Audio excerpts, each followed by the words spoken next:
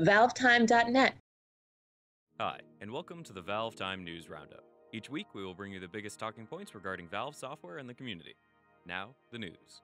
Grays Horsfield, Valve's visual effects artist, has unfortunately left the company. He was responsible for the stunning cinematic destruction effects seen in Valve's games such as the bridge collapse in Half-Life 2 Episode 2. Gray released a showcase of his work, including footage which seems to be from Valve's unannounced and whose status is unknown, space-themed title SOB. A second video entitled Swarm Design Test showed swarming bats in a strange alien-looking map. Gray has stated that it is a technical demo. To Valve, its discovery may be a minor inconvenience, but according to Gray, it has no connection with Half-Life 3 or Episode 3 whatsoever.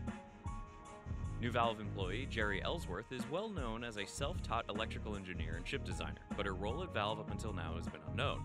In a tweet this week, Jerry said she is working on next-gen gaming hardware. Without jumping to the conclusion of hulking next-gen consoles, Valve appears to have recently begun taking a more active interest in gaming input peripherals and feedback devices.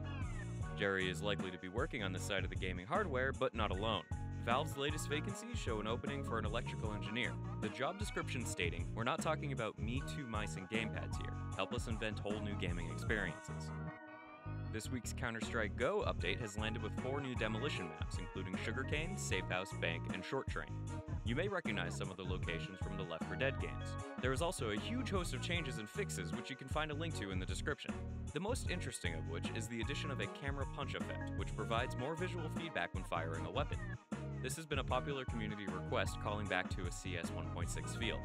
Additionally, the server browser has now added the ability to search for third-party servers. The Portal 2 puzzle creator cropped up on Valve programmer Kyle Monroe's personal website this week, with Kyle saying he's working on the second Portal 2 DLC.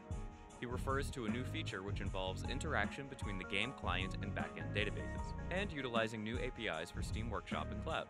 From this, we can confidently say the puzzle creator and Steam Workshop functionality will be docked into the game client itself, making it far more accessible to make and share maps. The website only states PC is the supported platform, but we expect PC, Mac, PS3, and the 360 to receive the DLC with at least Steam Workshop capability. One for the rumor mill, Tim Cook, Apple's chief executive, was reported to have drifted on through to visit Valve in Bellevue, Washington this week. With the success of Steam having been on Mac for a while now, perhaps there are more exciting future collaborations between the two companies in the pipeline. In other smaller news, Dota 2's update reinstated the random draft mode as well as countless fixes, tweaks, UI additions, and AI improvements. The Escapist March Mayhem Developer Showdown was won by Valve, beating out BioWare in the final round. We're sure Valve are glad to have their trophy back. At this point, they must have a warehouse full of them.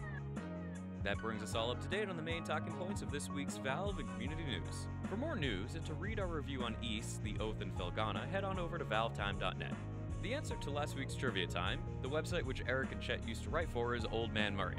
We had several correct answers in the YouTube comments as well as on ValveTime.net. For this week's question, who is Tony Swan? Listen to next week's news roundup or do some Googling for the answer.